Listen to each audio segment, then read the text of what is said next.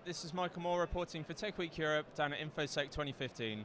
I'm joined by Terry Greer-King, who is the Director of Cybersecurity at Cisco. Terry, thank you very much for joining us here today. Thank you, Michael. So what brings you to InfoSec 2015?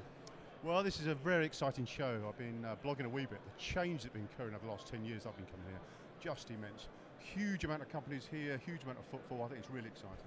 And you're giving a talk later on this afternoon. Do you want to go into a bit of detail about that? Yeah, for sure. So yes, I'm giving a talk later on.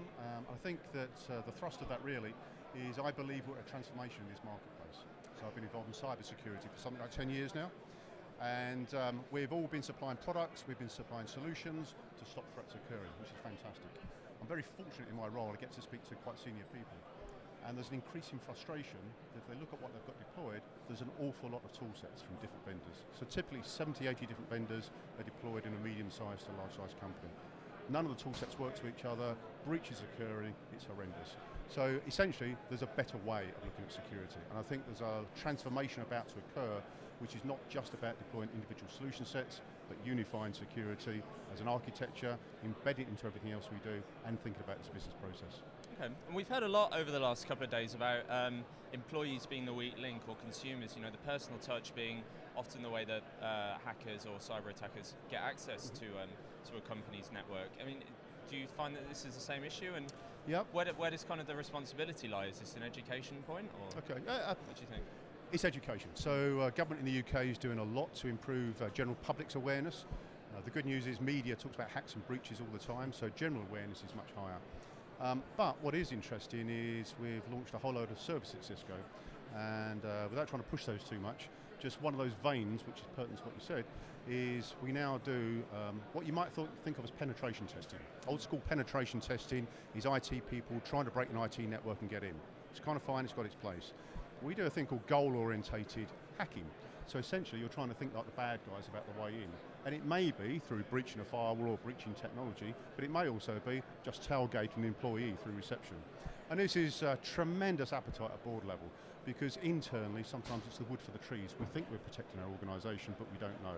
And we need someone a bit more pragmatic, maybe an external organisation, to try and attack us.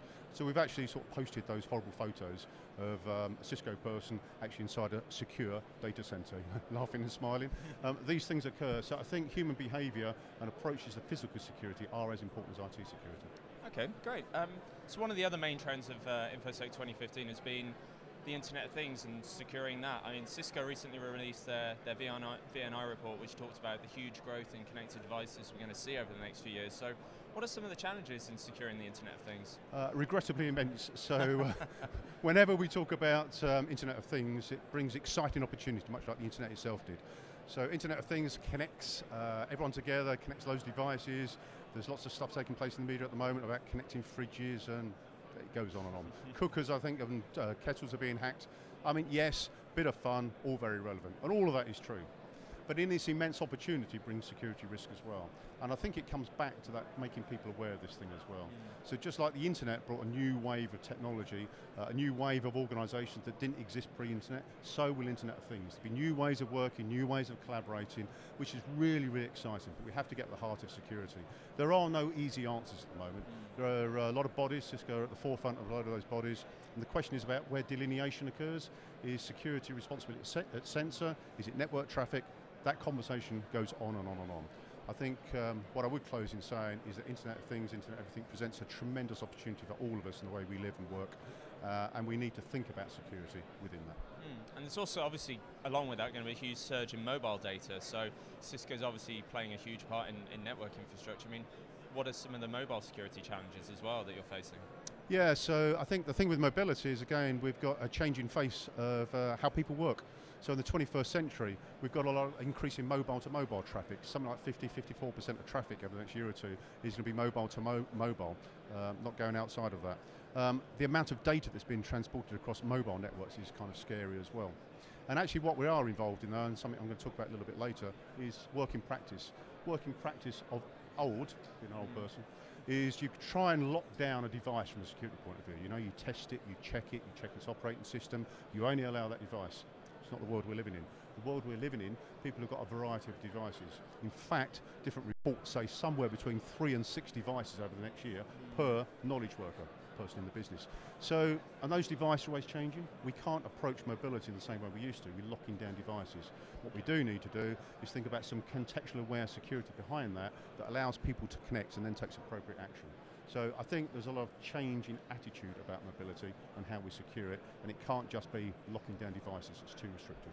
Okay, so away from those and kind of looking into your crystal ball in the next 12 months, couple of years, how do you see the security threat landscape evolving? Are there any particular trends you're noting that companies should be aware of? Yeah, I think the biggest thing of all is this theory that we've been locked in for ages, which we put devices, appliance, products out there, and it stops things occurring. We're not in that world anymore. You still need that technology to help you, but we're moving to a world where we have to recognise that breach is occurring.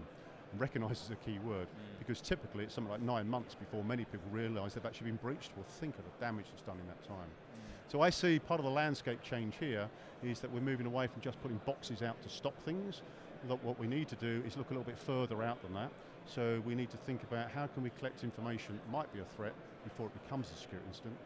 I think we need to think about when an incident is occurring, can we spot it, and how do we contain it? So we need some understanding of file trajectories, data, where it's going, and most importantly, I hear this a lot, there's a big frustration with dealing with the after effects. How do I get to root cause, how do I remediate? Various tool sets on the marketplace, but these things aren't connected terribly well at the moment. So I do think over the next 12 months, we're going to see a major shift in recognising that breaches are occurring regressively, and it's how we deal with them and how we remediate. It's pretty important. Interesting stuff. Terry, thanks very much for your time. I've been Michael Moore for TechWeekEurope.